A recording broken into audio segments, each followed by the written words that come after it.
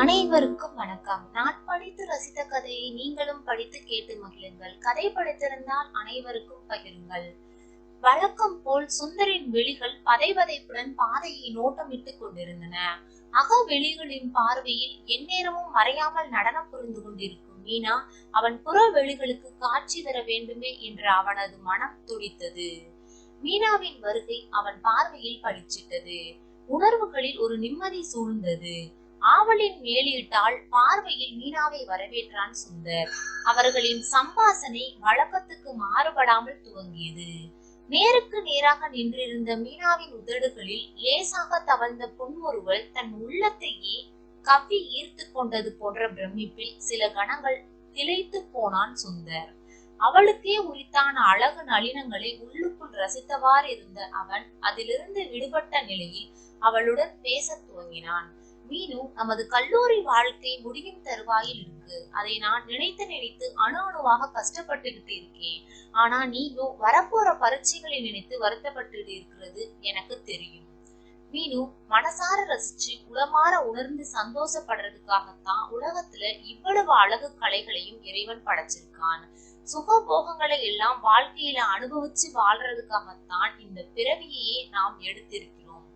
பரீட்சைக்காகவே பயந்துகிட்டு இருக்கிறதை கொஞ்சம் ஒதுக்கி வச்சுட்டு நாம் அனுபவித்து வந்த கடந்த கால இன்பங்களை எல்லாம் மனதில் நினைத்து பார்த்து நம் எதிர்கால வாழ்க்கைக்கு ஏதாவது ஒரு திட்டத்தை செயல்படுத்தி ஆகணும். அவளுடைய எளிமையான உடையில் திகழும் பேரழகை முழுமையாய் ரசித்தவாறு தன் எண்ணத்தை வெளிப்படுத்தினான் சுந்தர். சுந்தர், காலத்துக்கு ஏற்ப நம் கடமைகளை செய்துகிட்டு வர்றதுலதான் நமக்கு கிடைக்க போற வெற்றிகளே அடங்கி இருக்கு. நாம் வகுத்திருக்கிற திட்டங்கள் எதுவுமே நடக்காம போயிடாது. நாம் சந்திக்கிறதை எல்லாம் இனி நிறுத்திட்டு தேர்விலே கவனம் செலுத்தி தீவிரமாக ஈடுபடுவோம். பட்ட படிப்பிலே நாம் அடைகிற வெற்றி நம் எதிர்கால வாழ்க்கைக்கும் ஒரு நல்ல தொடக்கமாக இருக்கும் சுந்தர். கடமை உணர்வுதான் காதலை விட உயர்ந்தது என்ற உண்மை தோரணையில் சொல்லி முடித்தாள் மீனா. மீனு, இன்றைக்கோ நாளைக்கோ எனக்கு பணம் வரும். எங்க அம்மா நிச்சயமா அனுப்பி வச்சுட்டு தான் மறுவேளை பார்ப்பாங்க. பணம் கைக்கு வந்ததும் ஒரு நாளைக்கு நாம் நல்லா செலவு பண்ணணும்னு ஆசை. என்றைக்கும் ஞாபகத்துல நிலைச்சிருக்கிற மாதிரி பிரம்மாண்டமான ஹோட்டலில் வாய்க்கு ருசியான ஒரு டெலிசியஸ் டின்னருக்கு ஏற்பாடு பண்ண போறேன். கூல்ட்ரிங்க்ஸ் பார்ட்டியோட குழுன்னு ஒரு ஈவினிங் டயத்தை பீச்சிலே செலவிடணும்னு பிளான் போட்டு இருக்கேன். உன் மனசுல நான் எப்போதுமே நிலைச்சு இருக்கிற மாதிரி உனக்கு ரொம்ப பிடித்தமான ஒரு பொருளை வாங்கி பிரசன்டேஷனாக தரப்போறேன். அதுக்காக மாத்திரம் இன்னும் ஒரே ஒரு முறை சந்திப்போம் மீனு. பிளீஸ், இன்னும் ஒரே ஒரு சந்திப்பு. அவன் வார்த்தைகளில் கெஞ்சலும் பார்வையில் கொஞ்சலும் வெளிர்ந்தது. நாளைக்கே பணம் தவறாமல் வரும்னு இவ்வளவு உறுதியாக சொல்றீங்களே சுந்தர்? விழிகள் பிரகாசிக்க புன்னகையுடன் வினவினாள் மீனா. மீனு, எங்க அம்மாவை பற்றி உனக்கு தெரியாது. எங்க அம்மா என் மேலே உயிரையே வச்சிருக்காங்க. நான் எழுதின கடிதம் நேத்தே போய் சேர்ந்திருக்கும். பணத்தை இன்னைக்கு அனுப்பி இருப்பாங்க. நாளைக்கு நிச்சயமா வந்து சேர்ந்துடும் மீனு. விழிகள் அகல விரிய சுந்தர் சொன்னான். மகனுக்காக எவ்வளவு அக்கறையோடு ஒரு தாய் வாழ்ந்துகிட்டு இருக்காங்க பார்த்தீங்களா சுந்தர்? ஒரு முறை உங்க அம்மாவை நான் பார்க்கணும்னு ஆசையோடு பலமுறை சொல்லியும் நீங்க அதுக்காக கொஞ்சமும் அக்கறை எடுத்துக்கலேன்னு கோபம் தான் எனக்கு. உங்க அம்மாவை நான் பார்க்கறதுலயே என்ன தப்பு சுந்தர்? சினுங்களோடு கேட்டாள் மீனா. மீனு, தப்பா நினைச்சிடாதே. அதுக்கு என்ன காரணம் தெரியுமா? நான் இளம் வயதில் இருந்தப்பவே என் அப்பா இறந்துட்டாரு. என்னை வளர்க்கிற பொறுப்பு மட்டுமா எங்க அம்மாவுக்கு இருந்தது?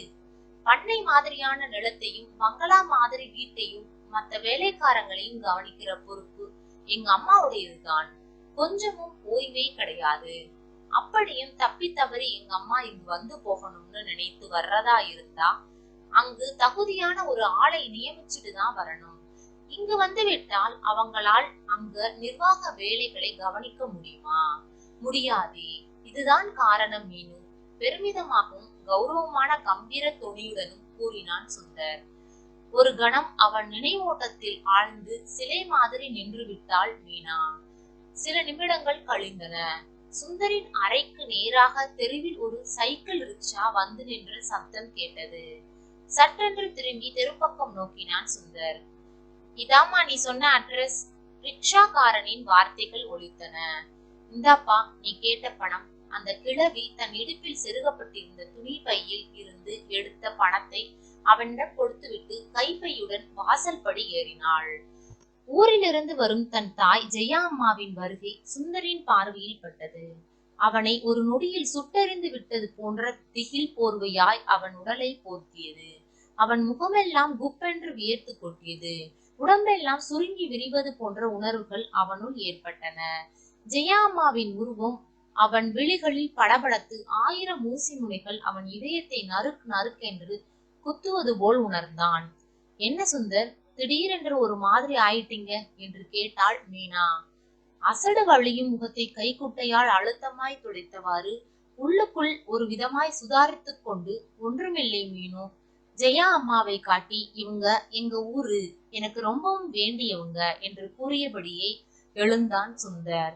சேச்ச, இந்த கன்றாவி உருவம் தான் எனக்கு தாய் என்று விளம்பரப்படுத்தி எனக்கு தீராத பழியையும் அவமானத்தையும் ஏற்படுத்தத்தான் இந்த இவ்வளவு தூரம் வழி தெரிஞ்சு வந்துடுச்சு. சேச்ச, மூஞ்சியும் முகரக்கட்டையும் பாரு. தனக்குத்தானே முழுகி கொண்டு எதிரில் நின்றான் சுந்தர். ராஜா, என் கண்ணு, உடம்பு எப்படி இருக்கு? கடுதாசி போட்டு இருந்தியே, எஜமானி அம்மா அதை படிச்சு சொன்னதுல இருந்து என் அங்கம் பதறி போச்சு. உடம்பு நடுக்கம் தாளாம மூர்ச்சியாய் விழுந்து விட்டேன். உன் கடுதாசியை படிச்சுட்டு எஜமானி அம்மா இந்த பணத்தை கொடுத்து அனுப்பினாங்க. இந்த காகித பொட்டலத்தில் இருக்கு பாரு. உடம்பெல்லாம் தொட்டு பார்த்தாள். தாய் பேசும்போது வெளியிடப்பட்ட வார்த்தைகளில் பொதிந்துள்ள ரகசியத்தை மீனா எங்கே புரிந்து கொள்ள போகிறாளோ என்ற ஐயம் அவனுள் உறுத்தல்களாய் மாறியது. சரி சரி, பணத்தை கொடுத்தாச்சு இல்லையா, புறப்பட வேண்டியதுதானே, வெறுப்புடன் சொன்னான் சுந்தர். ஜெயா அம்மா மிகுந்த வருத்தத்துடன் திரும்பி சென்றாள்.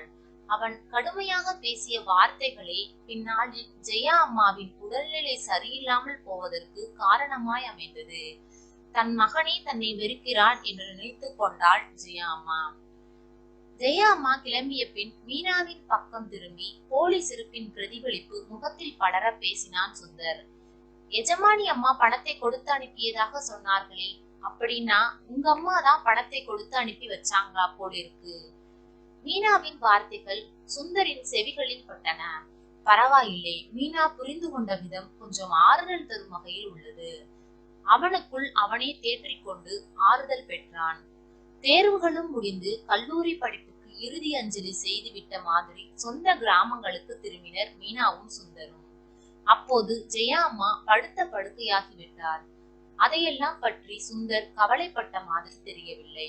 விடுமுறை நாட்கள் போஸ்ட்மேன் வருகைக்காக ஏக்கமுற்று இருந்தான் சுந்தர். மீனாவின் கடிதம் எதுவும் வரவில்லை என்னும் வெறுப்புணர்வுகளால் வேதனைகளால் மனம் நொந்து கொள்வான். ஒரு நாள் எதிர்பாராத விதமாக போஸ்ட்மேன் வந்தார். சந்தேகமில்லை. மீனாவின் மடல் ஆதங்கத்துடன் பிரித்தான். உரையில் இருந்த கடிதத்தை அவசரத்தோடு படித்தான். அதில், அன்பு சுந்தருக்கு வணக்கம். கல்லூரி நாட்களில் அன்புடன் பழகியமைக்கு நன்றி. தயவு கூர்ந்து என் நட்பை மறந்து விடுங்கள். அதற்கு விளக்கம் எழுத நான் விரும்பவில்லை என்று எழுதியிருந்தாள் மீனா.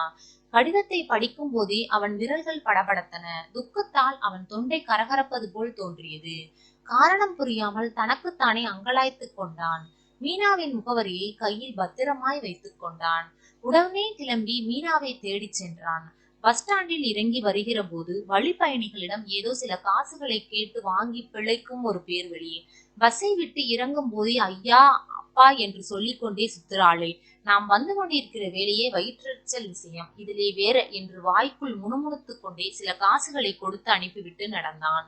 சுமார் 3 கிலோமீட்டர் தூரம் வழியெல்லாம் விசாரித்தபடி அந்த இடத்தை அடைந்தான் சுந்தர். ஊருக்கு சற்று ஒதுக்கிடம், மலை அடிவாரம், குன்றுகள் ஆங்காங்கே இருந்தன. வீடு வாசலற்ற அனாதைகள், புறம்போக்கு இடத்தில் இடம் பிடித்து போடப்பட்ட குடிசைகளின் கும்பல். இலவச பட்டாக்கள் மூலம் சொந்தமாக்கி கொண்ட குடிசைகளில் ஒன்றில் தான் கயிற்று கட்டிலின் மீது படுத்தவாறு புத்தகம் ஒன்றை படித்துக் கொண்டிருந்தாள் மீனா. யாரு, சுந்தரா? வாங்க வாங்க, என்னால நம்ப முடியலையே, அதிசயமா இருக்கே சுந்தர். கிழிந்து விட்டு பின் கை தையலால் தைக்கப்பட்டிருந்த பழைய புடவையை அணிந்து கொண்டிருந்த மீனா எழுந்து குடிசைக்கு வெளியில் வந்தாள். என்னால் நம்பவே முடியலையே மீனு, இவ்வளவு சின்ன குடிசையிலே சினிமா நோட்டீஸ் பேனர் எல்லாம் வீட்டுக்கு மறைவா வச்சிருக்கீங்க.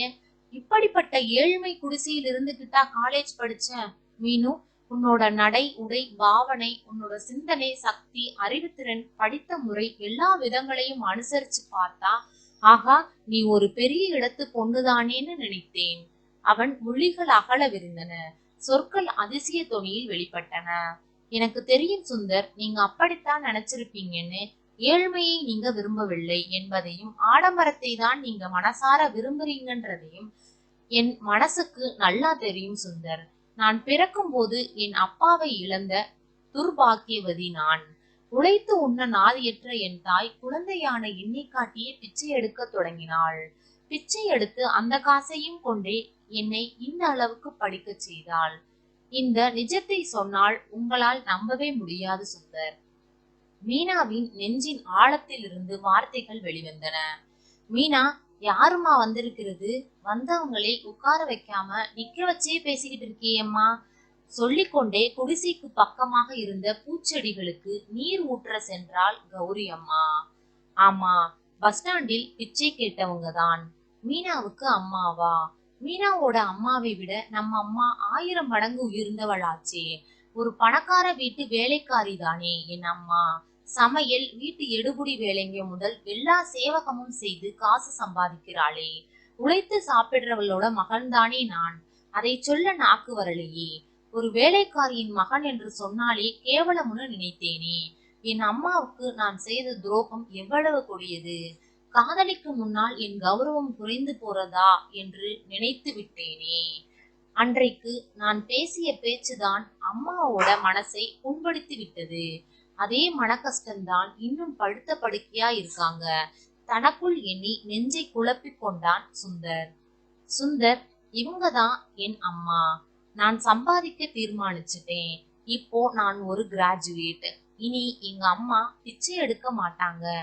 ஆனா உன்னை பார்க்க ஓடோடி வந்து கண்ணீரும் கம்பளையுமா உன் எதிரில் நின்னாங்களே உங்க அம்மா. பாசத்திலே உன்னை தொட்டு பார்த்து கதறி துடிச்சாங்களே. அந்த தாய்மை செயலை பார்த்ததுமே புரிஞ்சுதே. அவர்களை தாய் என்று சொல்ல மறுத்துட்டீங்களே. தாய் பாசமே இல்லாத ஒருத்தருக்கு மனைவி இடத்துல எப்படி அன்பும் பாசமும் இருக்கும்? அதனால் தான் என்னை மறக்க சொல்லி கடிதம் எழுதினேன். துடிப்புடன் சொன்னாள் மீனா. சேச்ச, என்னை மன்னித்து விடு. அந்த தவறை நினைத்துதான் உள்ளுக்குள் அழுதுகிட்டு இருக்கிறேன். என்னை மன்னிச்சுடு. கண்ணீருடன் கெஞ்சினான் சுந்தர். மன்னிப்பா? என்னிடமா? சேச்ச, உங்களை பெத்த தாயிடம் போய் கேளுங்கள் சுந்தர். நான் எப்போதும் மன்னிக்க தயார். தவறை நீங்கள் உணர்ந்தீங்களே, அதுவே போதும். அவள் வார்த்தைகளில் சமாதானம் வெளிப்பட்டது. சுந்தர் தாயிடம் மன்னிப்பு கேட்க கிளம்பி வந்தான். பாவம், அவன் தாய் இறந்து விட்டாள் என்ற செய்தி அவனுக்காக காத்து கொண்டிருப்பதை அவன் எப்படி அறிவான்? நன்றி. கதை பிடித்திருந்தால் லைக் பண்ணுங்க, ஷேர் பண்ணுங்க, சப்ஸ்கிரைப் பண்ணுங்க. உங்களுடைய கருத்துக்களை கமெண்ட் பாக்ஸில் தெரிவிக்கவும். தங்கள் ஆதரவிற்கு நன்றி.